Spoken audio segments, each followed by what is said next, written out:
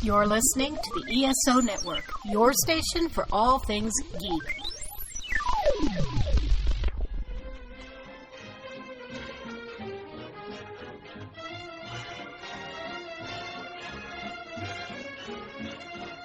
Hello, world, and welcome to Tales from Hollywoodland, a veritable feast of movies, Broadway, showbiz stories, news and gossip, with Julian Schlossberg, Arthur E. Friedman, and Stephen J. Rubin. Today's topic is movie bombs. And now, here's Julian, Arthur, and Steve. Movie bombs, guys, I'll tell you, this is such a subject, and although we don't like to dwell on the negative, I have to say, as Arthur has once pointed out, the whole concept of knowing how much a movie makes probably dates from the birth of Entertainment Tonight in 1980, where all of a sudden everybody knew what the box office was. All those decades going back to the 20s, from the beginning of Hollywood, nobody ever knew what movies cost. Nobody ever knew what movies made. It was like a secret. And then the secret came out, and I think we'll all agree that the biggest bomb of our generation was probably Heaven's Gate, the Michael Cimino movie. I mean, that's a movie you can do essays on. And of course, Michael Cimino was the fair-haired boy who had just won a Best Picture Oscar for The Deer Hunter. And he became one of the latest auteurs, which of course is a French term for meaning he has total control. And it backfired on him. Arthur, you did some research on that recently, didn't you? I did. The bomb, of course, the Hollywood movie bomb, evolved out of a period in the 60s when the auteur, the American auteur, came into vogue. And along came Warren Beatty, and to his credit, made a movie called Bonnie and Clyde, which did terrific business. And he had to fight the studio on it, but he won with it, and it did a lot of business. And therefore, it was kind of born right there.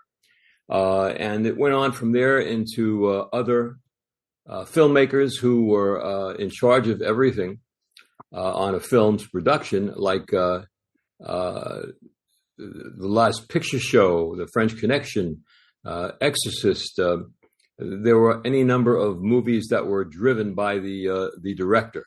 Coppola's Godfather, to say the least, even though he had a lot of problems with the studio, but it was really his movie. And so all this stuff happened, and then along came Michael Cimino, who did a very profitable picture called Deer Hunter, an incredible movie at that. And the auteur was really in vogue, and then came 1979 when Cimino made Heaven's Gate, which was like the most notorious bomb of that time. It kind of started it all. So I happened to look at a film magazine. I saw this little piece on it. I'll read it briefly. There are a few films more infamous than Heaven's Gate, the brainchild of once Hollywood superstar Michael Cimino. Film served as his follow-up to the acclaimed Vietnam War drama Deer Hunter. Its sweep of the 1979 Academy Awards saw Cimino walking away with the Oscar for both Best Picture Director and earned him a creative freedom with Heaven's Gate. He had creative freedom. And by the way, United Artists at that time was now being run by a money guy. I think his name was Andy Auerbach. So they really weren't the film guys that were David Picker and the people before that. So they were wide open to what was about to happen. And what happened was the tales of Cimino's dictatorial behavior have become the stuff of film infamy, ranging from refusing to begin filming until the clouds drifted to a position he liked, to demanding an entire set be demolished and then rebuilt because it looked slightly wrong. It poisoned his relationship with United Artists, but Cimino remained committed to his vision, confident he was making a masterpiece. And that's where, and they kind of gave him his lead. And he went and did a movie that came in and was so bad, it grossed $3 million, which in that day or any day was terrible. The cost of it was, let me get this thing straight, if anybody has it, was $44 million that returned $3.5 million in the year of 1980. So that was the first notorious bomb. And the original budget was, I think, $11.6 million, and it tripled. By the way, we should point out that Bonnie and Clyde was Warren Beatty's producer credit. He was the producer of the film. Arthur Penn actually directed Bonnie and Clyde. Yes. But it was really Warren's movie. It was Warren's movie, certainly. No, okay. absolutely. So anyway, I want to finish this on a personal note. My older brother, Bob, was at the time a vice president at United Artists. So the head of the studio sent him up to Kalispell, Wyoming, to see what the heck was going on with this picture. Because the numbers were flowing in and it was terrible. So Bob went up there and he got off the plane. And the first thing he saw were about 1,000 crates of chili from Chasen's up there in Wyoming. And he made a fast note. And of course, everything else he saw was just disgusting, expensive things and crazy stuff that was going on. And it was really unchecked. He went back to New York, discussed it with the people, but it was too late. They were in quicksand. And as it turned out, the movie opened so badly after the $44 million expense, UA pulled it out of release. I don't know if you all remember that. They took it out of theaters and put it back in 30 days by cutting about an hour out of the movie. So that was really the first notorious bomb. We really ought to point out a lot of things. Despite Bialystock and Bloom and the producers, nobody starts out to make a bad movie. Nobody says, I think I'm going to make a big bomb. But what does happen often is that mistakes are made. Mistakes perhaps in even saying, let's go with the movie.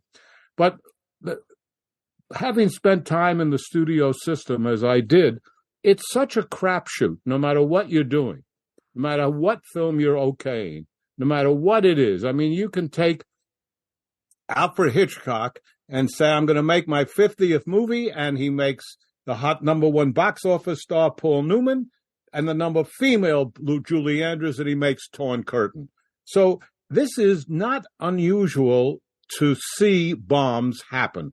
What is unusual is the amount of money that's being lost now, the amount of money that's being spent now, but also the amount of money that's being lost.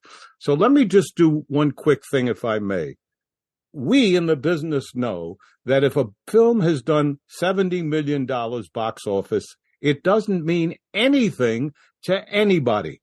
If you're a participant, you get $35 million. The studio that made that movie is going to get $35 million. The other 35 is going to stick with the exhibitor.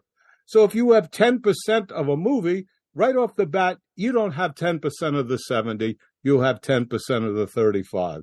So on going online and looking at the internet, they're so incorrect in so many of the numbers that they have because they're working on a box office that is not a box office to the film company or to the distributor, either the studio or the distributor, who generally are both in many cases.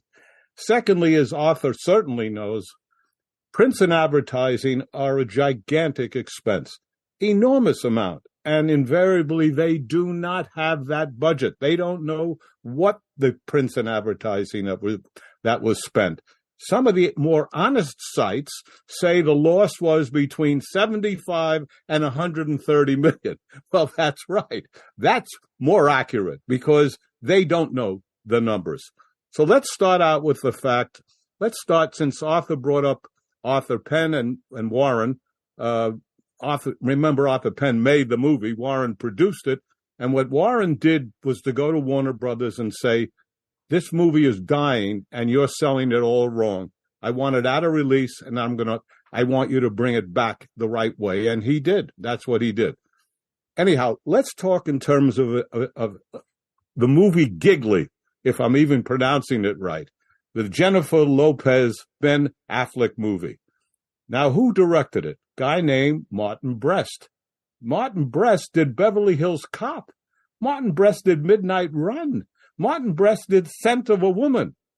Martin Brest never made a movie again. That's right.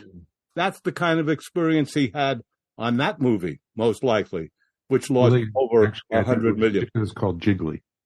Giggly, okay. Yeah. Whatever it was called, it probably should have been called Giggly. But anyhow, whatever. So I just bring that up.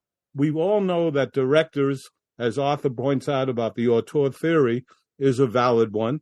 But you have great directors, as our number one director, perhaps, is Steven Spielberg.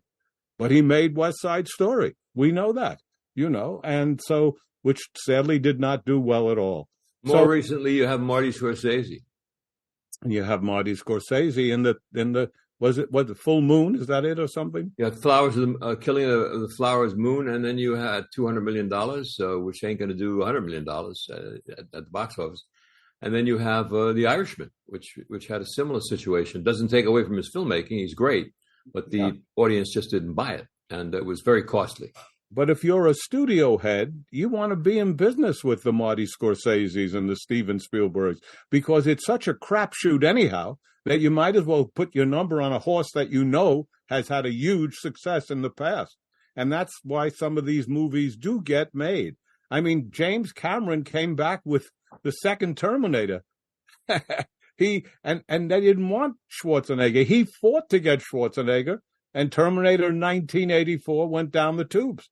So, it's an interesting problem, and I'm going to throw it over to you, Steve. What's your first film or three? Well, I just want to make a comment about The Irishman. As I recall, The Irishman was a Netflix movie that got a theatrical release and then got pulled. And I think there's this kind of weird kind of gray area now of streaming companies like Apple, Netflix, they're financing movies and giving them a limited theatrical run. But as a consumer, if I know that movie's going to be out on a streamer, I'm not running off to the box office right away. So some of these expensive movies the streamers are creating are to get their subscribers, not necessarily people running to the movie theater. You have that right now with Maestro, Steve. Right. I mean, 30 days. Yeah. No, early days. I want to go back to Cleopatra, and I know that Cleopatra eventually made some money, and it actually was the biggest box office hit of its year, interestingly. But I think it caused such problems with a studio that was reeling already from some box office bombs that the entire fate of 20th Century Fox was in the hands of a series of incidents that almost sank the studio. The project originated as a Walter Wanger production. I think the first director on the movie was Ruben Mamoulian, who was a very fine director, directed one of my favorite movies, The Mark of Zorro. But Elizabeth Taylor, who received at that time, 1962, the unheard of sum of $1 million to play Cleopatra, was a frail young lady. And she got sick when they were filming overseas, and they had to stop the production. I think she was diagnosed with meningitis at one point. And I met John DeCure, the production designer, and when I worked on Ghostbusters, shooting behind the scenes, and John DeCure told me that he had to build, Rome 3 times. I think they built it in England, they built it in Cinecittà in Rome, and then they built it in the States. I have a familiarity with the state side of it because as a kid riding my bike next to the 20th Century Fox studios in 1963, almost every entrance had a giant Egyptian statue in front of it. The whole studio was surrounded by these great statues. They had turned Pico Boulevard and what was once Century City into ancient Egypt. To be clear, the movie Cleopatra gave birth to Century City. They had to sell off most of the lot. Right. But that was the initial. Again, eventually that was Cleopatra wound up being profitable. It was profitable. I'd like to tell a quick story about Century City. The biggest star that Fox had, where all the studios were downtown L.A., was Tom Mix. And his horse was named Tony. But Tony needed a place to graze, and they didn't know what to do. And they finally went to this area called Century City, which was all grassland. And Fox bought Century City, not for any brilliant real estate reason, but for Tony the horse. Yeah. I give you that. I don't think it was called Century City then. It wasn't. It was just West Los Angeles. Right. No, it's true. It's amazing what property would have cost in those days. The studios bought these huge lots. I was going through a lot of bombs. One of the things I discovered is sometimes put the wrong actor into a role. Everybody wants him to do an action piece, and they give him a different type of role. I was looking at the numbers on a movie from the 80s called Hudson Hawk. Oh, yeah. Bruce Willis. Yeah. Bruce Willis. Now, Bruce Willis, I think this is post, it may be pre-Die Hard, but Hudson Hawk had a budget of $65 million, which seems crazy for that kind of movie. And its total box office in the domestic market was 17. So that definitely is a case where you had people have expectations. I remember as a kid being obsessed with James Coburn as Derek Flint in those James Bond spoofs, Our Man Flint, In Like Flint. And I heard that there was going to be a movie called Dead Heat on a Merry-Go-Round, and I naturally assumed it was Derek Flint in action. It was not. It was a terrible movie. Just terrible. Just one terrible. of the things that you learn, I think, when you get into production and you're involved with major studios, is they have people who work there that a lot of people make jokes of them, the executives, studio execs. Hey, he did this, he did that. The thing that they have that is brilliant at every studio are the people who make budgets at the studios. So in other words, the production company that they're paying for hands in a budget. They then take the studio then has people who then look over that budget, and they want to know line by line what's the cost. And after every line, they say $20,000, $82,000, every line of the script. They're great at that. So it's really shocking when something gets out of control, as do a few of these films, like Heaven's Gate. It got out of control. And once it's out of control, it's like anything else is out of control. It goes haywire. And just, how do you deal with this? You cut bait. Today they're doing that. Today they're, at a certain point that they're going to take the loss, write it off. But in those days, they weren't doing that. Well, when 20th Century Fox was making Titanic, they were very nervous at James Cameron's numbers, and they were spiraling and spiraling. And I guess the studio got so nervous, they made a deal with Paramount to co-release the movie. I think Paramount put up only $65 million of a $200 million budget, and they got half the world or more. Who you mean Fox did? Paramount got, Titanic was a Fox movie, and they made a co-production with Paramount. With Paramount. Paramount came in late, though. This movie wasn't developed for Paramount. Paramount, I remember reading this, that they wanted to make it a co-production. So but why did Paramount distribute the movie? They distributed it. I think it's the other way around. I think that it was Paramount and they sold off to Fox. We can check that. Let's check that. In any case, one of those studios got very nervous and had to go to another studio to co-produce. Yeah. And it obviously produced one of the biggest hits in history. And also let's now talk about for a second why the companies bought into the auteur concept, because they were so spoiled by some movies that cost almost nothing. And like a movie called Easy Rider that cost $400,000 to make and grossed $60 million. That'll turn heads, and that'll make them say, sure, let's go for the next guy, and all that. That changed the production schedule of all the studios, making terrible movies. The Magic Garden of Stanley Sweetheart and Strawberry Statement. I mean, they were making one after another. Young people are the answer. They're going to go see the movies because they went to Easy Rider.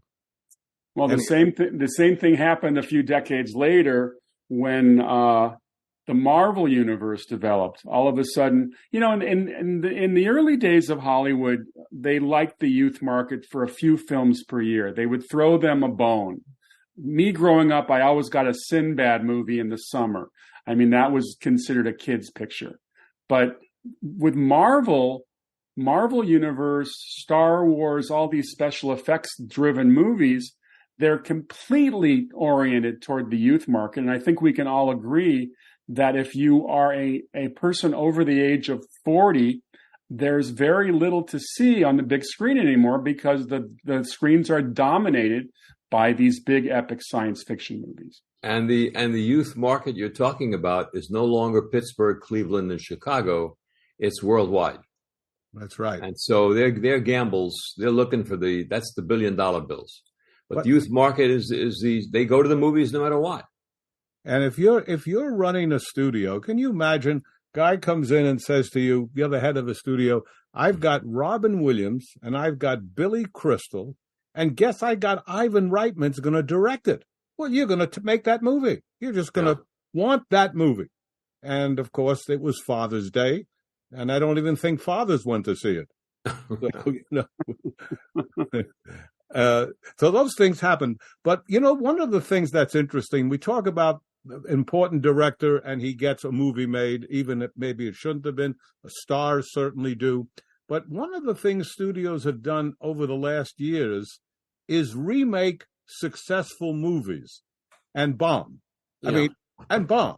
You've got the remake of Ben-Hur, or Around the World in 80 Days, or we said West Side Stories, or Born Yesterday, or so many of these things, or a girl version of, or a lady's version of Ghostbusters, or the new Blade Runner. I mean, it just goes on. And again, it's understandable. You own the property if you're a studio. It was successful once.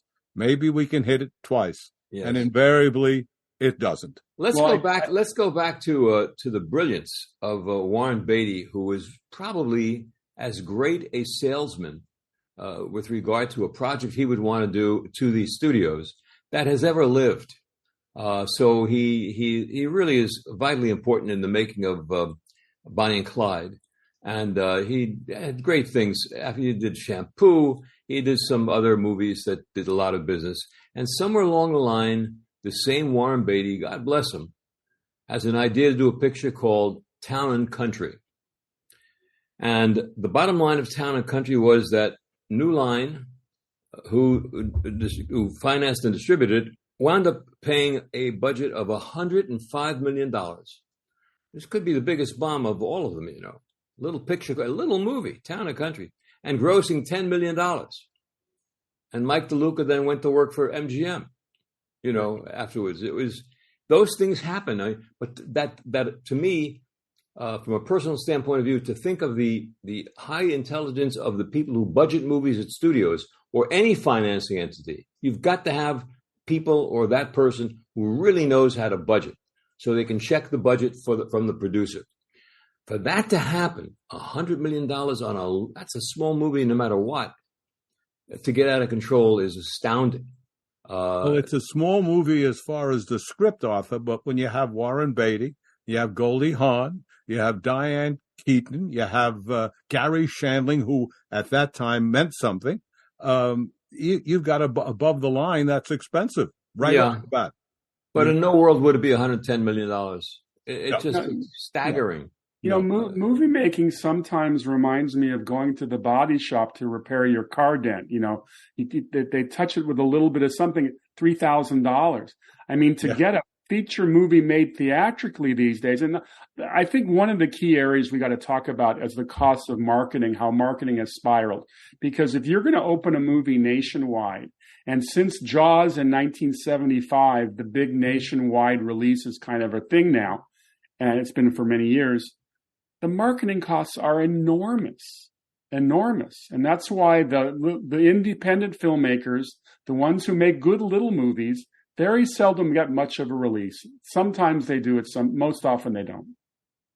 Well, that's true. And go ahead, Off. Woody Allen is always famous for coming in on right on the budget, on time, and his pictures, for the most part, have profited.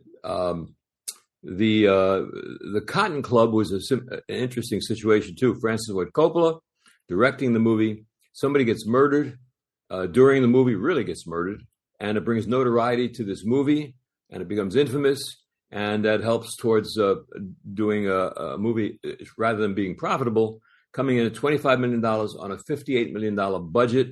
We'll go back to what Julian was saying, the theory of using $70 million. $70 million gross, yes, half or more than half goes to the studio. But then you start tacking on the expenses of it. What did the picture cost? Well, it cost $100 million. So the $100 million is now added onto what happened. So you're left with 35 million. You're back by 65, but then there's all kinds of other things that come in, including marketing. And it can be a tough game. But when you're a big studio, you can write those losses off to big hits. And that's how the game is played. And we should mention also that depending on what year we're talking about, there's an interest factor on the money. Yeah. And that interest factor can get very big. For example, on Town and Country, it took them 3 years to make the movie. So you've got interest on that money for 3 years. It's a very tough game, the studio system, which is one of the reasons almost all of them are just part of a huge company. They're no longer a studio that stands alone. They're part of a giant conglomerate. And thus, it's no longer one guy who sits in his chair and says, I've got a good idea for a movie anymore. Now there's a list of people stretches out the door of people who have to be weighed in on it. It's just crazy. Okay, I'm going to list some cast members from a movie last year, and let's see if you know the title. Christian Bale, Margot Robbie, John David Washington, Chris Rock, Michael Shannon, Mike Myers, Taylor Swift, Timothy Olyphant, Zoe Saldana, Rami Malek, Robert De Niro. That is what I call a killer cast. Amsterdam. How many people went to see Amsterdam? Not too many. Not even the Dutch. Look, guys, it's a crapshoot. The movie business is a crapshoot. You're dealing for big marbles, and Amsterdam didn't necessarily lead to Snake Eyes, but it had an $80 million budget. Its worldwide gross was 31. So as we know, that 31 is really 16. So it was a major loser. And it's that's funny. Without prints and advertising. That's without prints and advertising. I mean, the thing is, there used to be a certain guarantee if a certain actor was in the movie, then you had a guaranteed box office. And I think I don't know if there are any actors anymore that are guarantees. However, in terms of track records, I would say that Dwayne Johnson, The Rock, if you look at the numbers on the majority of his films, he delivers an audience. And he seems to be very smart on determining what makes a good movie for him. And there are very few. Who if Bruce Willis during his heyday was not in a Die Hard movie, there were no guarantees. Well, the same with Stallone. If he wasn't Rocky or Rambo, nothing would happen with him. Yeah, he's had one of the great careers in the history of the business. Between Rambo and Rocky, there's probably 10 movies there. Creed, he also did, what was it with the mountain climbing, Steve? Cliffhanger or something? Cliffhanger. Yeah. Cliffhanger. He's had success. And then he's had that franchise he's been involved with called The Expendables, which started out very strong and that's kind of petered out. Yeah, still working though. But in terms of what was interesting for me to read, I don't know if you guys are aware of this, that when The Wizard of Oz opened in 1939, it bombed. It didn't do business. It didn't go to it. And it took 10 years, and MGM had a re-release in 1949, and it did business. But what pushed it over the top to make it the number one film, according to the Library of Congress, seen by everybody, a movie that's been seen by the most people ever was when it went on 1956 onto CBS network and played year after year after year. So it's interesting that incredible movie started out not successful. The second one that we all know is It's a Wonderful Life. Yeah. It's a Wonderful Life. And the only reason it became the cult movie it came was that it went into public domain. The copyright lapsed. And so television picked it up. Everybody was playing It's a Wonderful Life, and they discovered how terrific that movie was. So that's kind of story. Those are interesting stories of movies that people think were huge from the beginning, and they weren't. Either of them. I think as I recall, Frank Capra had started a production company with two other filmmakers. It's a Wonderful Life essentially sank those aspirations. I think it was Liberty. I think it was called Liberty Pictures. Exactly. Yeah. Exactly. A friend of mine who was just got the job to run a major studio, Universal, I won't mention his name, On that first day in office, he was visited by another ex-studio head who they understood the business. And the ex-studio head gave him this advice on his first day on the job of running a studio. Take the first 10 scripts that have hit your desk, which means they've gone through the process, and you now have 10 scripts in front of you. Green light all those 10 scripts. You'll have the same 1 or 2 hits that you will if you go crazy trying to read everything and what have you. That's the nature of how crazy the game is. Now, was he right? To some extent, he is. There's a percentage factor in what hits and what misses. But again, the key to the financing entity being the studio is the budget. How much it costs. Julian, anybody you know, whoever I know, if they're in that chair to greenlight a movie, the questions are always the same. Who's directing? Who's the star? How much does it cost? That's right. And the other thing is, because we've produced all of us, a movie, unlike, let's say, a theater, a movie has a life of its own. When you start shooting that movie, if you think that you're in control, you're kidding yourself. You're on the train and you're trying to keep it from derailing, but it takes on a life of its own. And the director will tell you that, producer will tell you that. Certainly, I think we've all experienced that. So the idea that the studio has okayed a budget and then what can happen can be crazy. I had an important scene we were shooting, and we called Newark Airport to make sure we had all the travel flight, because obviously it was an exterior, and if planes would be flying over, that we couldn't shoot because the noise would be drowning us out. We did everything right, and a day was lost because all the information we got from Newark Airport was not valid, and we just had to keep trying to change the area, but it didn't happen. But the bottom line of the movie business is really is a different form of gambling. That's what it is. It's a crapshoot. So the studio is always going to want to make sure their budget is as best as possible can be, but sometimes these things happen and you get the bomb. And I guess that's what the theme of this show is. So, more bombs. There have been some bombs that most people have never heard of. That's right. And there's sometimes, getting back to my marketing thoughts, sometimes a good movie is marketed improperly, that's sold the wrong way. You mentioned Bonnie and Clyde. Warren wasn't happy with the way Warner Brothers was selling it. Billy Friedkin, another fair-haired boy coming out of The Exorcist, makes a movie called Sorcerer. Now, Sorcerer, as we all know, was based on a very successful French film called The Wages of Fear, about some guys delivering nitroglycerin down some very rocky mountain roads. Keeps you on the edge of your seat.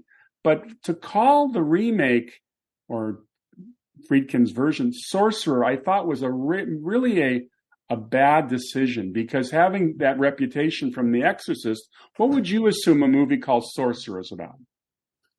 It's a bad title. I recognize that, but Steve, respectfully, there's a lot of bad titles. Some, by the way, do business. Again, it's the element of the unknown that flirts around the head of anybody who's in the business and putting money into it or making money from it. There's always the unexpected.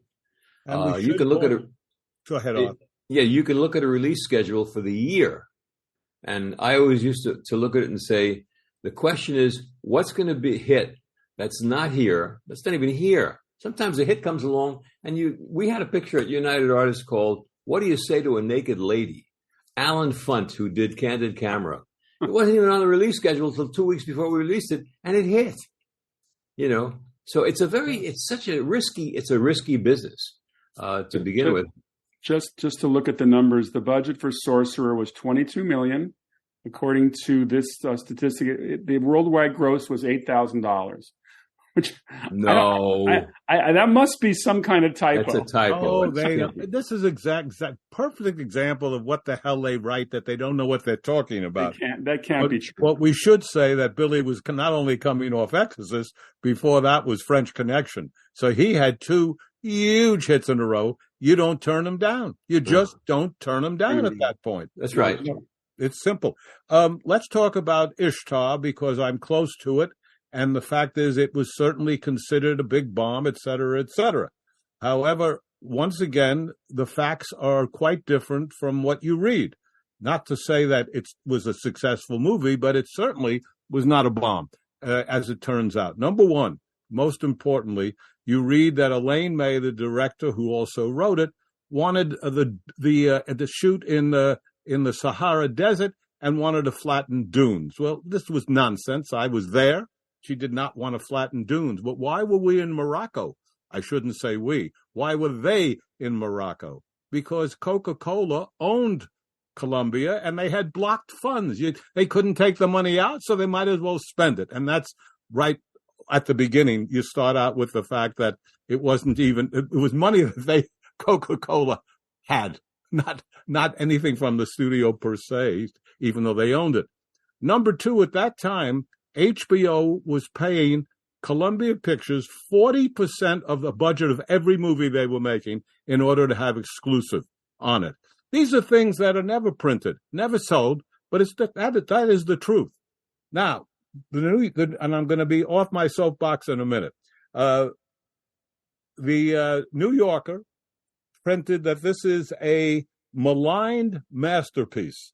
The Guardian wrote that it's a totally undeserved its reputation. It's a fine movie.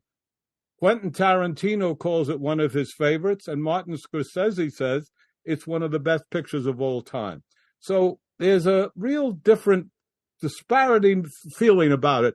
A documentary was made called Looking for Ishtar by Canadian Documentaries, and it turned out that they went around to libraries where they couldn't get the movie in a store, so they went to the library who had the copies, and there were 50 people, 80 people, 100 people on the waiting list, and they interviewed these people why they wanted to see it. So it's an interesting story about how this movie has become a bit of a cult film. But unquestionably, theatrically, it became synonymous with bombs. Absolutely. Because theatrically, it just did not do business. And sometimes life comes after the theater. Yeah, look at The Princess Bride. There's an example. The Princess Bride was nothing in theatrical. What saved The Princess Bride and made it a very important movie was home video. Huge home video sales, and changed everything. So, Getting back to Ishtar, I was working for a rival studio at the time. New Century Vista was a fairly new studio. I think it was Norman Levy from Fox had come over to start it. And we had a movie opening the exact same weekend as Ishtar. It was called The Gate. The Gate was a little horror movie about three little boys who find the gate to hell with some extraordinary effects. We came within $100,000 of beating Ishtar for opening weekend gross. Well, yes, I understand. So you guys ever hear, you mentioned the Sahara. You ever hear the joke about the one-armed midget who is got an axe in his hand, and he goes, you know the joke? He goes to get a job cutting down trees in Oregon. The guy's going to do a big forest, cut it down. So the guy comes in, he says, what do you want? He's a one-armed midget. He's got this axe. He says, I want a job cutting down your trees. He says, what, are you kidding? You're a one-armed midget. That's ridiculous. He said, well, yeah, but I do it really fast. So he said, well, I'll tell you what, you're here. Go ahead, go over to that area. And the guy cuts down. Before you know it, in 3 minutes, this guy's cut down like 200 trees. This one-armed midget. So he comes back to the foreman, and the foreman says, God, that's amazing. What's your last job? He said, my last job was the Sahara Forest. He says, "What? No, it's the Sahara Desert." He said, "Now it's the Sahara Desert." That's one of the great Myron Cohn jokes. But the last line that Myron Cohn did was, he says, "The Sahara." You mean the Sahara Forest? He said, "No, Sahara Desert. Sure, now." Now, yes. I think just a couple other quick things on just the gossipy aspect of Ishtar. Guy McElwain was the head of the studio. He okayed it for Columbia Pictures. He got fired. In comes David Putnam. David Putnam has had a big, huge fight with Warren Beatty versus Chariot versus Fire versus the Reds, and they're both up for the Academy Award. They don't like each other. Dustin was in a movie called Agatha that Putnam produced, and Dustin had him thrown off the set. So he is not in great shape about this movie. He's got every reason to do what nobody ever does. He let the press know the budget. ahead of time. Obviously, Warren and Dustin at that point were at their height. Also, Warren made the decision to close the set to the press. That's a pretty frightening decision generally, and it didn't get the press too happy with the movie right off the bat. Interestingly enough, in Toronto, the first preview, it was a huge success. You'd never know it from what happened, but it was at that preview before. And speaking of press, Warren and Dustin were on the cover of literally every magazine in America. The PR department pulled out all the stops. Absolutely. They did the job. And sometimes when you have the stars, you can kick butt. I mean, I'm a big George Clooney fan. I mean, George Clooney, I discovered on that ER TV series. And then, of course, his movies have been wonderful. The Ocean's 11 remakes were terrific. Then he did a movie called Tomorrowland. Now, Disney has this thing where they constantly repurpose things. They take a ride that everybody in the world knows and they turn it into a movie. And they've had kind of spotty success with that. But Tomorrowland was just a mess. I mean, I went because of Clooney, because usually Clooney is a guarantee of something being cool. And the movie was just a kind of, I don't even know what else to call it, but a mess. But Disney also made a little movie called Pirates of the Caribbean. Yes. And that erased Tomorrowland 100,000 times. There was a movie that we read about not that long ago, just several years ago, that when I initially saw it in the trades, I thought to myself, just we do a lot of times, God, Steven Spielberg remaking West Side Story, can't miss. I mean, he wants to do a musical. What better thing than West Side Story? So it cost him $100 million plus advertising, which was probably, I'll bet you, $20 million minimum. I bet more. More, maybe. And the box office was $76 million, or in Julian's terms, minimum half, give it a little more. So they retained, out of the $76 million, they returned probably $40 million. So there again, this is the bomb. And you realize that they made a decision to make the movie, which I would have made that decision too. Would anybody turn down Steven Spielberg wanting to remake West Side Story in a more contemporary way? But, you're talking about the Sondheim music. It's incredible. Leonard Bernstein, and it misses. Crap game. It goes right back to the concept of movie business is a crap game. They're covered in so many different ways now because they're parts of large conglomerates. But nonetheless, they're covered by the mega hit that comes along and erases any number of bombs. Now, you mentioned Pirates of the Caribbean. Johnny Depp is big as you can get. Johnny Depp is in The Lone Ranger. Yep. Johnny Depp is in The Astronaut's Wife. I mean, these are two gigantic losses. That's why one studio exec said to the other studio exec, just don't even read the scripts, just approve the first 10 scripts, and that's it. The percentage will be the same. That's pretty insane. I think generally star power guarantees you nothing. A few years ago, Warner's had a movie called Bonfire of the Vanities with two very hot stars, Bruce Willis and Tom Hanks. Huge book. Huge book. And Melanie was no chopped liver at that point either. Melanie Griffith was no chopped liver. It had a $47 million budget. Worldwide gross was 16, according to the numbers. But did you ever see the movie, or ever attempt to see the movie? I did. Yes. And I'll defer to you, Julian. Tell us what you thought. It wasn't a bad movie. It just was way hyped up, as it often happens, and that turns a lot of people off. Also, Tom Hanks, yes? Yeah, he was in it. He was perhaps miscast, but he was in it. Yeah. Yeah. We kind of sit around and have a show about this, but some of my favorite movies didn't do well, and I bet you guys would say the same. I mean, we talked about Marty Scorsese. He did a movie called The King of Comedy with De Niro, no less. Right, love the movie. And what a really interesting, good, funny, sad movie. Went right on its ass. But it wasn't that expensive, though, Julie.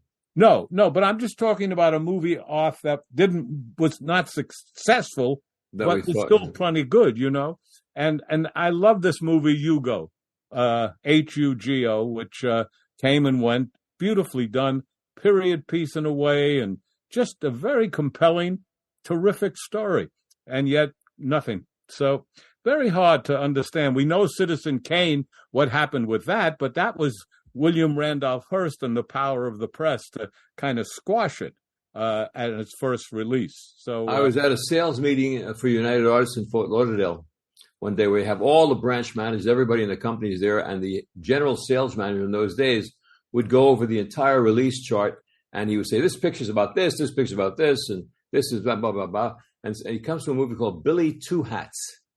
Oh, yeah. Billy Two Hats. And Mitchum. somebody says to him, sir, could you please tell us what Billy Two Hats is about? And his response was, it's the best two-hat picture I've ever seen. Well, where do you go from there? Okay. Nobody knows. This is Bill Goldman. Nobody knows nothing. I mean, you know. It's true. Arthur, you know the Coen brothers and worked with them and co-produced with them. Big Lebowski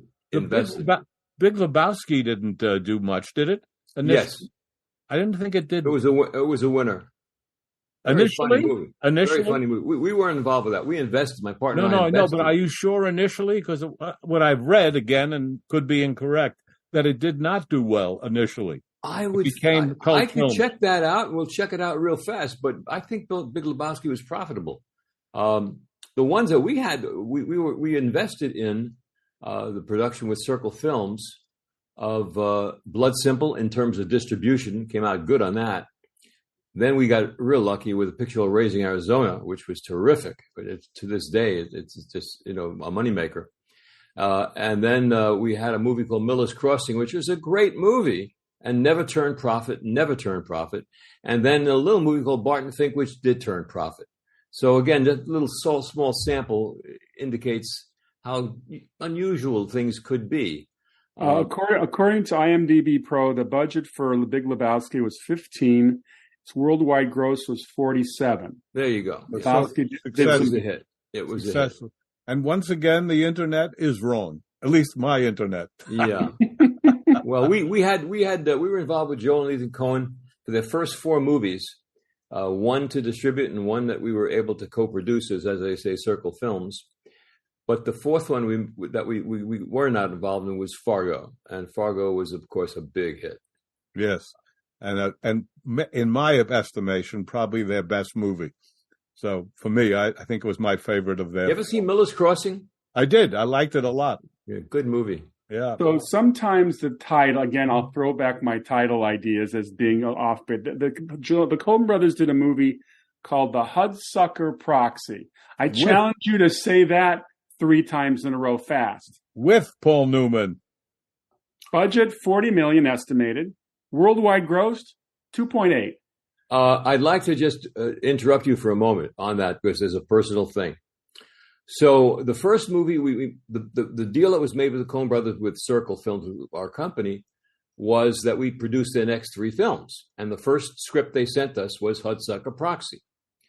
Barbara, my wife, read the script and said, this is brilliant screenwriting, but it is cold, just cold. So we all passed. And their budget at the time was like $15 million or something.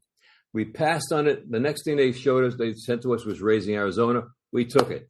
Years later, you're talking about Joel Silver Productions at Warner Brothers did produce Hudsucker Proxy. At that time, as you say, about $40 million. It did nothing. But we had a shot, and thank God we passed. Yes. I'm thinking of another film that, again, the title wasn't exactly flying off. We happened to manage a comedian named John Pinette, a fat guy, hysterically funny. John was terrific. And they sent us a script called Dumb and Dumber, and John refused to do it. He said, I don't want to do this kind of thing. It's too stupid and blah, blah, blah, blah, blah. And the rest of it. So there's a pass in the wrong way. Another title. Go ahead. Another title that was questionable, but obviously based on Stephen King, was The Shawshank Redemption, which I would argue is the It's a Wonderful Life of today. Everybody loves The Shawshank Redemption. It's become a mythic film. Didn't do that much business back in the day. It only grossed 29 million worldwide. But sometimes it's a question of, can you get the title out of your mouth to start it? Now, the original title was based on a Stephen King novel called Rita Hayworth and The Shawshank Redemption. Well, they left off the Rita Hayworth, and we got The Shawshank. But you know what compensated for the title, Steve? Word of mouth. Killer. Which is you can't buy it. You cannot buy word of mouth. But that had great word of mouth, as did It's a Wonderful Life and all these other things that come to life. No, true. It's true. I wanted to ask you guys, I never saw this movie, but I wondered what you thought of it, if you've seen it. It was with Owen Wilson and Reese Witherspoon. It's called How Do You Know? Jim Brooks made it. It lost a lot of money. Did you guys see it? Do you know about it? Never heard of it. I've never heard of it, and I'm a big fan of both of those actors. And Jim Brooks. So this is amazing. We are guys in the business. We know certainly the stars, and we're sitting here not knowing. I must say, I saw a list of movies that lost 100 million, 130. I never heard of these movies. Well, it's because we're paying good word to the word of mouth. The word of mouth was lousy. I think sometimes we're looking for a reason not to go. And if I hear that there's a stinker in the box office, I try to stay away. What did I just say recently? Well, I have not seen the Scorsese picture, the Flower Moon picture. My big issue with the Scorsese picture is not so much the filmmaking quality. It's the fact that it's 3.5 hours. Yeah. To sit in a movie theater today for 3.5 hours, I have to say that the story has to be killer. And I saw the trailers. They looked okay. Did I want to run out and see it? No. How long was Godfather? Godfather was over 3 hours. Yeah. I don't think it's the running time. Honest to God, I think it's the movie. I think the subject matter is just what it is. It's kind of depressing stuff. I'm sure it's brilliantly done, but it's not the public's favorite choice. Sometimes it's grueling to see. Remember a movie called Towering Inferno where they put together Queen and Paul Newman? Yeah. How could it miss? And it didn't. It didn't. They hit big with that movie. But that was also... We've discussed movies that have the similar kind of cast with the director, and all of a sudden it comes out and bombs. And, the story of the Towering Inferno is interesting. The movie was developed by two different studios with a book that were very similar. One was called The Glass Inferno, and one was called The Glass Tower, I think. And so Warner's and Fox co-produced that movie. Very rare for studios to do really well together. I think the only other one I can think of is when we talked earlier about Titanic, where everybody made off like a bandit. Here's a movie that just the title makes me think, what? Cowboys and Aliens. Cowboys and Aliens had a budget of $165 million. It did gross 175 worldwide, but, again, that's probably 80 worldwide if you take things out. So that was a big bomb. What year was that, Steve? That was fairly recently. I think that was in the early 2000s. Cowboys and Harrison Ford and I think Daniel Craig, who became James Bond, I believe in it. I'll tell you it in a second. But that... He was already James Bond by that point. Okay, Cowboys and Aliens. Steve, was there ever a James Bond movie that lost money? No, there's never been. By the way, Cowboys and Aliens was 2011, so it's 12 years ago. The big thing about the Bond movies was they were very nervous sometimes adding a new James Bond. After Sean Connery left the series the first time, they brought in George Lazenby. And forever, George Lazenby will be considered a footnote because he only did the one film. And then because of some bad advice, he left the series and didn't take the contract. The grosses for Honor Majesty's Secret Service were not at the level that the previous Sean Connery Bond movies had done. They'd been dipping down a little bit, but the dipping was way too much on Secret Service. The movie was still profitable. But, when you start to make movies like Goldfinger and Thunderball, which are busting the box office charts, they don't want a Secret Service. So that's why David Picker went over to Scotland and he made an offer that Sean Connery couldn't refuse, which led to Diamonds Are Forever as the next James Bond movie. And that made the grosses jumped up considerably. There was an exhibitor in Boston who had the Downtown Theater playing exclusively on Goldfinger. And he actually put in pay toilets. Can you imagine that? But they did it. It happened. In those days, he put in pay toilets. And some other exhibitors started saying, "You're disgusting. My theaters do more business than yours." And this exhibitor said to him, "My toilets did more business than your movie theater this weekend." I think that's disgusting. Yes, it is. Goldfinger. Goldfinger was making so much money that the theaters in New York supposedly stayed open 24 hours a day. Yeah, well. It wasn't supposedly. It was a DeMille theater, and we did stay open. Steve, what was the Bond movie that brought the series back that really hit big in modern, like 20 years ago, 30 years ago? Oh, well, The Spy Who Loved Me, the third Roger Moore, catapulted the series to another level. Yeah. Roger's first two movies did okay, Live and Let Die and The Man with the Golden Gun. But The Spy Who Loved Me, which was released in the summer of 77, the summer of Star Wars, did big business. Well, now, but beyond that, when the worldwide market exploded because of the new theaters in all of these countries, the Bond thing took off and went completely crazy. There was a movie that ignited that, and I'm trying to think of what it was, but I do think it was subsequent to 1990s. It may have been early 2000. Casino Royale. When Daniel Craig came on as Bond for the first time in 2003, he did Casino Royale, which was a huge international hit. Yeah. Definitely. And by the way, I consider it, along with Goldfinger, as the best James Bond movie. Well, just worth mentioning as relates to the bomb theory, the theory of the movie bomb, a lot of the people who greenlight these movies at 100 million or 200 million or whatever it may be, completely factor in what that worldwide market's going to be. If they think it can do business in Bolivia and Spain and Czechoslovakia, and because you can do business there in all those countries these days, because of the new theater and digital and the presentation, they greenlight on the worldwide market, not necessarily on domestic. And we both know, all four of us know, that the foreign market, in many cases, is more than the domestic market now. And that was never the case when we were all younger. Anything action adventure, Julian, is foreign geared.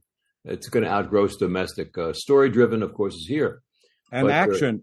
You don't have to speak language. You action adventure. That's right. Chases and whatever. Yeah. And animation has been a big plus for the studios because huge. Those actors, they don't need to be fed. That's right. Well, but the thing is that they've also perfected dubbing in every language. Right. They used to put a person in a booth. It was the worst. You heard the echoes. Barbara and I watched a movie last night. I swear to you, this was so bad that it was almost good. Almost. Called The Opposite Sex, 1956, where they dubbed every word out of the mouth of Joan Collins. It was dubbed, and you could hear the echoes, coming forth. And it was really not an inexpensive movie. It had all Ann Sheridan and June Allison, what have you. But Joan Collins was dubbed, not singing, talking. They didn't know she's supposed to be American. Is that why? Well, yes, of course. Yeah. Obviously, her British accent at that time couldn't be masked. I wonder what they thought of when they cast her. Well, probably. My guess is the bedroom. Just kidding, guys. Well, we're winding down now to our show. We would like to turn to our listeners. If you've made it this far, we appreciate it. Why don't you subscribe to our podcast? It's free. We're also available on the Apple, Amazon, and Spotify platforms, or wherever you get your favorite podcasts. We also are available now on Facebook and Instagram. We have pages. We would really appreciate it, and please don't hesitate to recommend us to your friends and family. We have our email. If you have any questions or suggestions, just write to talesfromhollywoodland@gmail.com. Arthur, do you have a little mirth for us? I will give you a very fast joke. A vagrant in Beverly Hills walks up to a well-dressed lady on Rodeo Drive, and he says to her, I haven't eaten in 4 days. And she responds by saying, God, I wish I had your willpower. Anybody get that joke? Thank you, Arthur. That was great. How about this one? Do you know what the punishment is for bigamy? What? 2 mothers-in-law. All right. Thanks, guys. All right. Well, have a good one. Have a good week.